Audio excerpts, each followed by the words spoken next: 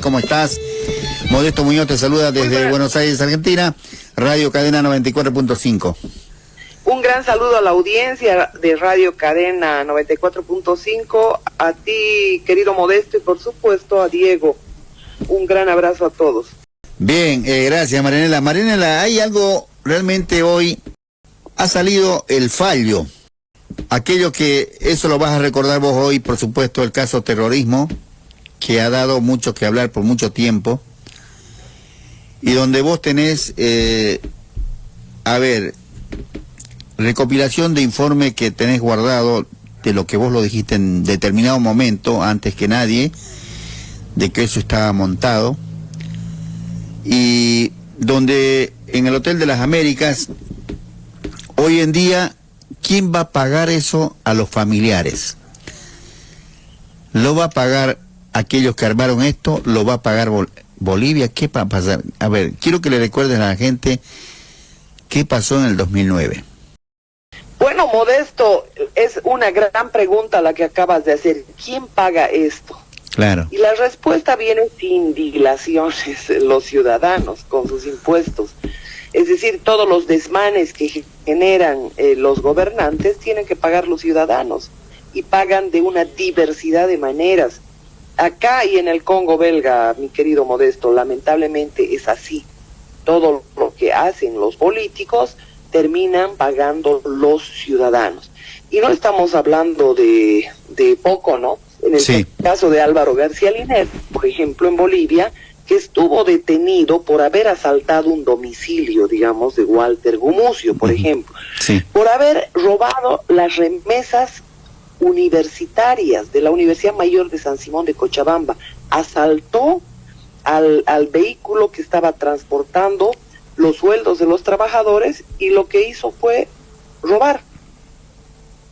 Entonces, él voló plantas eléctricas, puentes, y generó una cantidad enorme de desmanes, como todo terrorista, y resulta que por la lenidad de la justicia, o tal vez por los sobornos, o por la corrupción, quién sabe qué, resulta que transcurrió el tiempo, y obviamente, de acuerdo al ordenamiento jurídico boliviano, no puede estar una persona perseguida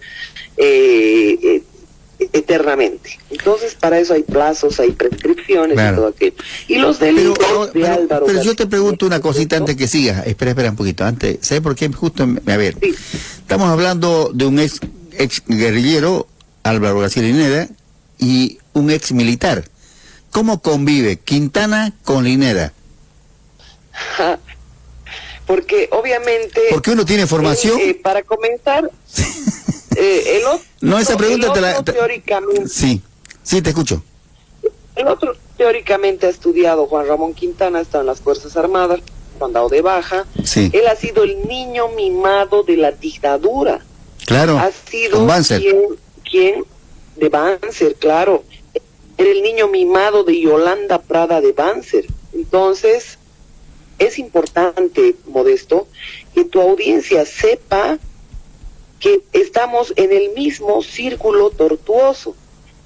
Ellos hablan de la derecha, de los caras. Habla de los militares, y tiene militares ahí. No, pero este es militar, este está en la Escuela de las Américas, este odiaba a los zurdos, supuestamente. Te hablo de Juan Ramón Quintana, y él ha sido parte de la dictadura de todo lo que ha sido Álvaro García Linera, pero en la época de Banzer ha sido el niño mimado de Yolanda Prada de Banzer. A tal extremo llega la impunidad de Juan Ramón Quintana, Modesto. No sé si usted recuerda el avión Beechcraft, sobre el cual hubo un gran escándalo por el sobreprecio y todo, ¿se acuerda? Sí. Ese avión lo adquirió en realidad Quintana, esos delitos los cometió Quintana. Después hubo otro tema de los fusiles Khalil, una adquisición de fusiles que también pesaron sobre Kiefer, sobre el ministro de aquel momento, pero el que en realidad hizo todo fue Juan Ramón Quintana, y esos negociados los hicieron con Yolanda Prada de Banzer.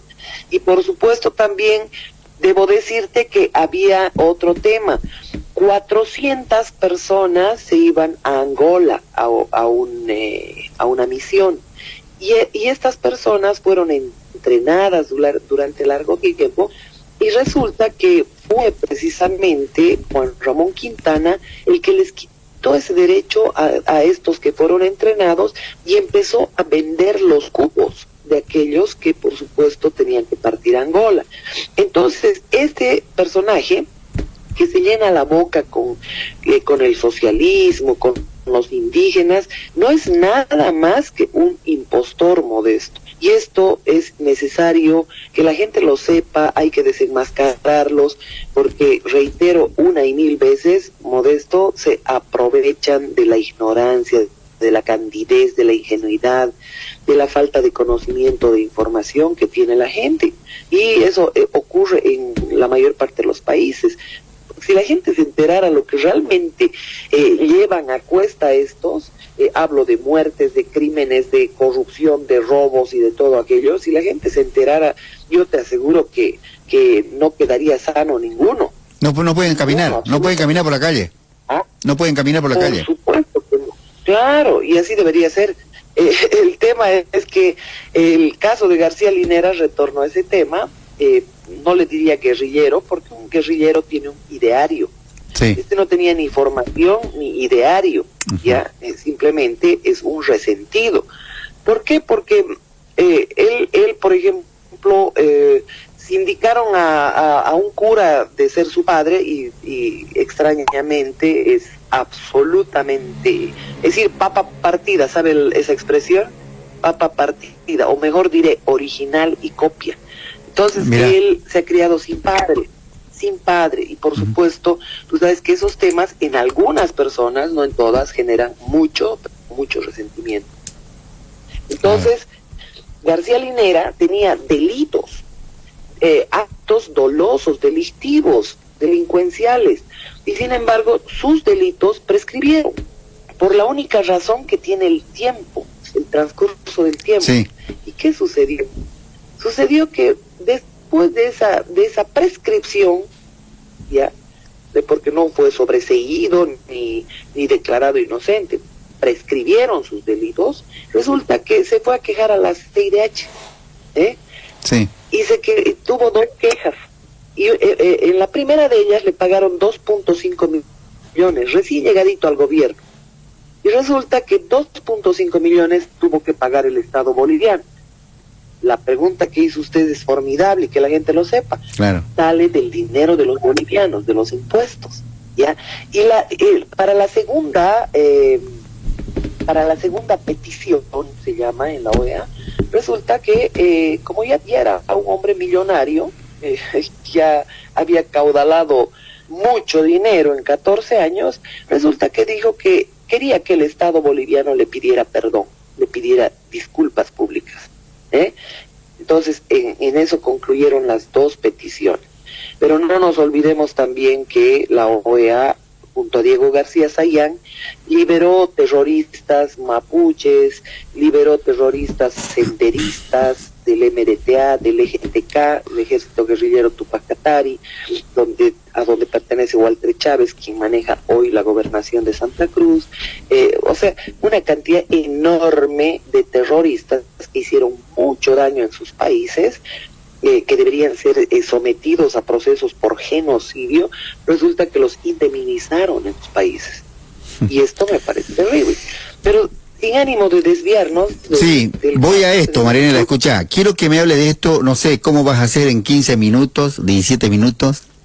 Caso terrorismo, donde en el video, el audiovisual, luego del informe de derechos humanos, en el que consta que se cometieron ejecuciones extrajudiciales y torturas en el Hotel Las Américas. ¿Qué pasó? Soy todo oídos. Modesto, el tema terrorismo se da precisamente porque es obviamente un montaje. Pero quiero comenzar por el final, si me lo permite. Bien. Con el informe final de la CIDH. Sí. El informe final de la CIDH se indica al gobierno los asesinatos ocurridos en el Hotel Las Américas. Claro. ¿De qué gobierno, de qué régimen estamos hablando? Porque yo no le puedo llamar gobierno, es un régimen, una dictadura. Del innombrable, ¿no? Este régimen de Evo Morales, por Bien. supuesto. Este personaje, obviamente, está sindicado por la CIDH, que en su gobierno se han asesinado a extranjeros y que, por supuesto, da 4... no diríamos conminatorias, recomendaciones son las que da la CIDH. Sí. Una de las primeras es que se resarcen los daños, ¿no? Que es a lo que usted iba. Exacto. Que se reparen los daños por las muertes, la persecución, las ejecuciones y todo aquello, a las familias, por un lado. Por el otro lado, pide que se dé toda la asistencia necesaria, si necesitan abogados, si tienen que emplear procesos, abrir procesos internacionales en tribunales internacionales, desde asistencia psicológica hasta lo último. Y el otro tema a los familiares. Es que, a los familiares. Y el tema, el último tema es el que piden, instan, que es la palabra, al gobierno, al régimen también repetiré, de Luis Arce Catacora, que inicie proceso penal por los asesinatos, por las ejecuciones extrajudiciales a todas estas personas que perecieron en el Hotel Las Américas. Entonces esto significa que Arce, y si tiene que ser caso de corte, porque obviamente de acuerdo a las leyes y a la normativa boliviana, el presidente en ejercicio que hubiera cometido delitos durante su mandato, obviamente es pasible a caso de corte. Claro. Y el procedimiento es ir a través de la asamblea, que la asamblea habilite el proceso, y esto obviamente yo lo veo pero muy difícil. Entonces le dice la CIDH que Arce Catacora debe iniciar los procesos contra, obviamente, Evo Morales, su gobierno y todos los involucrados en el asesinato, hacer las investigaciones, porque de otro modo la CIDH va a acudir a instancias internacionales para llevar adelante este proceso. Y obviamente no solamente están la CIDH, una de las personas que ha peregrinado, yo me contacté con ella en el año 2009, en realidad con el padre me contacté, porque esta gente estaba sufriendo, no tenía ninguna información, y por supuesto Martín Dwyer fue con la persona que pude hablar, y la esposa Caroline Dwyer ha prometido delante de cámaras que no va a descansar hasta hacer justicia sobre la muerte de su hijo, que se llama Michael Dwyer, y que esta persona es inocente. Entonces a partir de ahí me conmovió tanto esas imágenes. En el año 2009 le hablo porque el mismo día del hecho Evo Morales se trasladó a Venezuela y dijo en una conferencia de prensa en Venezuela junto a Raúl Castro y a Hugo Chávez, indicó que él había ordenado el asalto al Hotel Las Américas. Sí, lo escuché el video. Claro. En el hotel indicó esto, usted habrá notado que, sí, que Chávez lo está abrazando, sí, y están haciendo todo el teatro como si Evo Morales fuera una víctima, cuando en realidad las víctimas eran las personas que fueron ejecutadas en el Hotel Las Américas. Y uno de ellos, precisamente Michael Dwyer, el hijo de Caroline Dwyer, fue ejecutado en el aeropuerto de Birubiru. Y la certeza te las dan los estudios forenses. Por cierto, no los estudios forenses bolivianos, Modesto. Hay una forense inglesa que hizo un análisis con una precisión impresionante, y hay forenses irlandeses también que han reclamado los cuerpos. Y los cuerpos han llegado con una demora, pero es decir, el gobierno se negaba a enviar los cuerpos. Pero se les fue, uno de los cuerpos se les fue con una bala. Es la prueba. Ellos ya habían sacado, claro, que eran balas militares. Entonces, este tema ha exacerbado más los ánimos. La señora Caroline Dwyer ha viajado hasta el Brasil para entrevistarse con el ex fiscal Sosa, que ha cobrado relieve en estas últimas horas, y está haciendo declaraciones, diciendo su verdad y no sé cuánta historia. Pero el tema acá es el siguiente, que Evo Morales debe ser procesado y se le tiene que habilitar un caso de corte y lo tiene que hacer la Asamblea. Ahora bien, usted me preguntará, Modesto, ¿y será que se le hace el proceso? Yo creo que no. Para aclararlo, yo también coincido con usted, Modesto, porque recuerde que cuando les ajustaron el cuello por el tema de narcotráfico, los de la DEA que actúan en complicidad, ¿qué sucedió? Sucedió en el caso de Maximiliano Dávila, por ejemplo, que esta persona, para no ser extraditada, el gobierno le inició un proceso, porque la ley dice, primero te procesan en tu país, pagas las penas que te den en tu país y después puedes ser extraditado, después de cumplir la pena. Entonces, en el caso de Maximiliano Dávila le han hecho un proceso ridículo de legitimación de ganancias ilícitas que sin duda va a terminar en nada, pero cuyo objetivo ha sido solamente frenar la extradición. En el caso del ex coronel Medina, que eliminó físicamente junto a su pandilla desde un edificio a la gerente de Eurocronos en Santa Cruz, Ana Lorena Torres, resulta que también le hicieron otro simulacro de proceso, también por legitimación de ganancias ilícitas, y por supuesto habían pedido desde el Brasil la extradición, porque obviamente habían cometido delitos en ese territorio. La DEA desde el Brasil pidió la extradición y por supuesto le iniciaron el proceso para protegerlo, para que se quede, y a tal extremo llega la impunidad y el descaro de estos mafiosos que ahora está pidiendo reincorporarse a la policía. Nada raro que hasta pida su cargo como director de la FELCE. Esto ya causa risa, querido. Es el colmo de los colmos. El colmo.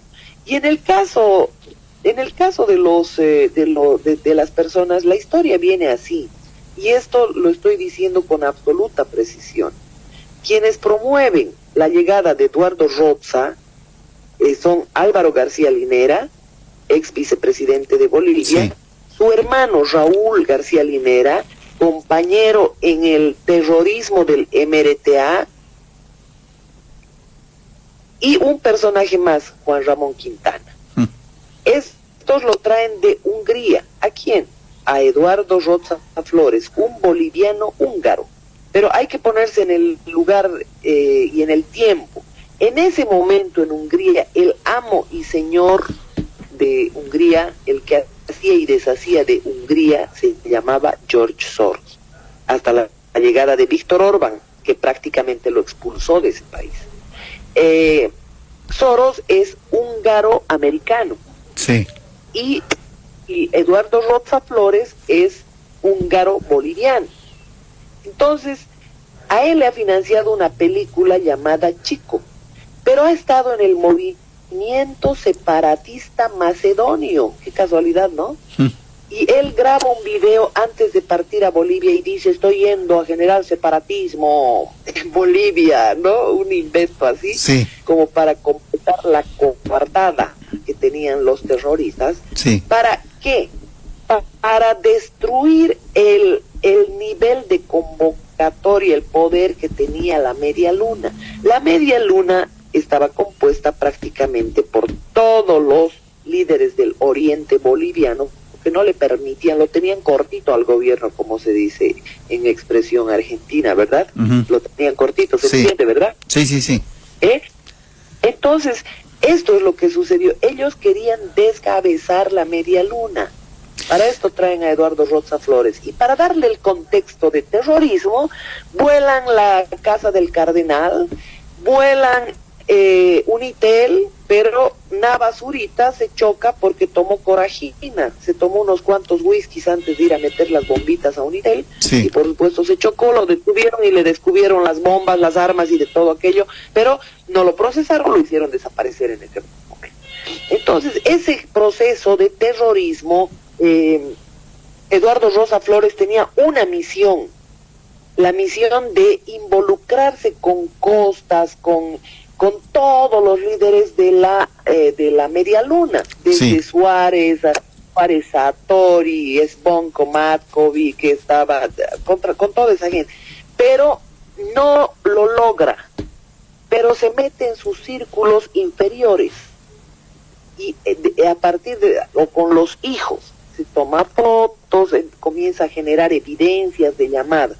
¿Quién los mantenía? Porque ellos vivían de manera lujosa en Santa Cruz, con mujeres, además exhibiéndose, los mantiene el gobierno, y el intermediario entre el gobierno, entre los García Linera y los supuestos terroristas, supuestos digo en el caso de los 3 chicos, que ahora le voy a explicar, pero Roza sí era contratado por el masismo.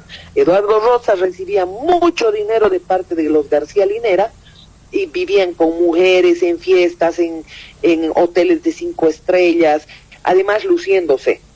En el caso de los 3 muchachos, porque eran muchachos realmente, estos 3 muchachos, Roza los convenció venir a Bolivia para grabar una película. Jamás les dijo que iban a terminar sus días de la forma en la que terminaron. Estos 3 chicos no tenían nada de terroristas. Yo he investigado la vida de cada uno y le estoy hablando de Locke Poisson, que era un profesor de computación, y sus alumnas decían era incapaz de patear a un gato. Y yo he grabado una cantidad enorme de testimonios que están en esos programas que los estoy recordando. De Arpad Magarozzi, por ejemplo, era una persona inteligentísima, participaba en varios concursos, no sé si era su colegio o la universidad, pero era la estrella del conocimiento prácticamente, Arpad, y era bohemio, guitarrero y andaluz, El otro era Michael Dwyer, el hijo de Caroline y Martin Dwyer. A este le ofrecieron también un trabajo como seguridad, porque le gustaba oficiar de seguridad.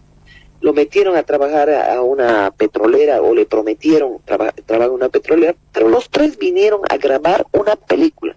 Y las fotos que exhibieron en todos los medios la gente del gobierno eran precisamente de gente inocente, porque tú hablas con expertos en balística, en armas, en todo aquello, y ves que estos muchachos ni siquiera saben empuñar las armas.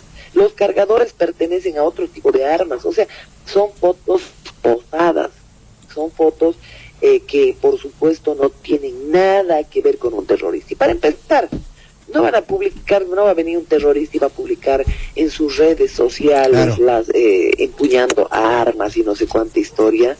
El terrorista no se tiene, hace su trabajo y se va. No, además, Modesto, son pues temas de absoluta discreción.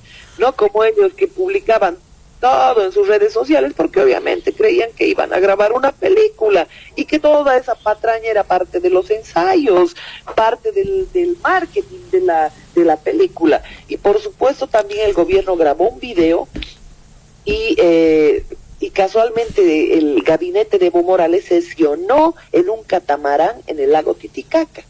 Y por supuesto lo llevan a una parrillada estos 3 jóvenes y les hablaban ellos, ¿no? La gente del gobierno, estaba Navas Zurita, ese infeliz asesino de Analí Guaychú, Clavijo, todos estos que han operado, Aguilera, que todavía era mayor, que fue nombrado comandante nacional de la policía por Arce Catacora, para que vea a dónde llegan los tentáculos, porque esos nombramientos no son gratuitos.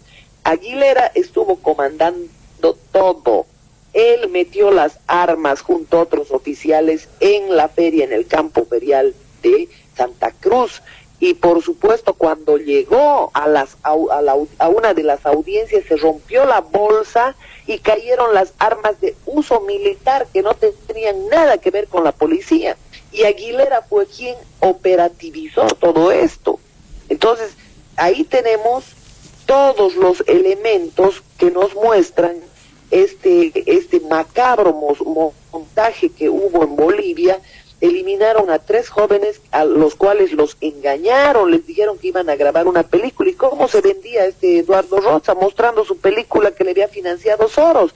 La película se llama Chico, la gente la puede buscar en internet. Chico Eduardo Roza Flores.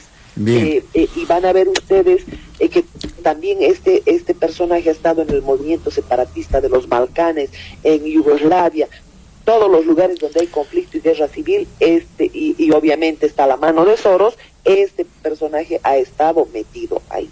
Entonces obviamente los García Linera tenían que taparle la boca, porque imagínese el peligro que representaba cuando esta persona dejó de recibir dinero. Su intermediario ya no le daba dinero porque había muchos conflictos en el país, frenaron de alguna forma el operativo y los olvidaron a los famosos terroristas. Y bueno, yo me imagino, y esta ya es solamente una hipótesis, que comenzó Roza a extorsionar. Y es el momento en el que deciden. Marinela, vamos a seguir este tema, estoy quedándome sin tiempo y seguramente vamos a ver de acá adelante, de acá en más, a ver qué hace Arce Catacora. Modesto, para despedirnos, a mí me gustaría su opinión. Pero a ver, vos lo sostuviste desde el principio, que todo esto era un montaje y nadie podía creer hasta dónde se puede llegar y le he mostrado el material de archivo de todo lo que fui diciendo. Sí. El día 17, el 16 ha sido la madrugada del 16, y Evo Morales se va al mediodía, se meten 14 horas el grupo de La Paz que llega, no permiten que entren los fiscales de Santa Cruz, no permiten que entre la policía. La pregunta es, ¿qué hicieron en 14 horas dentro del hotel, aparte de robar las cámaras, aparte de amedrentarlo y amenazarlo al propietario? Son preguntas que quedan para... Ojalá algún momento se sepa todo. Marinela, estoy sin tiempo. Te mando un abrazo grande a la distancia. Estoy contento porque me enteré que salió César Apaza, no está más detenido. Claro.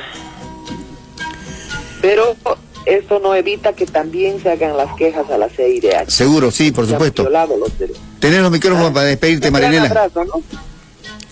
Un gran abrazo a la audiencia de 94.5 Radio Cadena, otro a Dieguito que está 20 para 90, y a usted, mi querido Modesto, estaremos en otro contacto.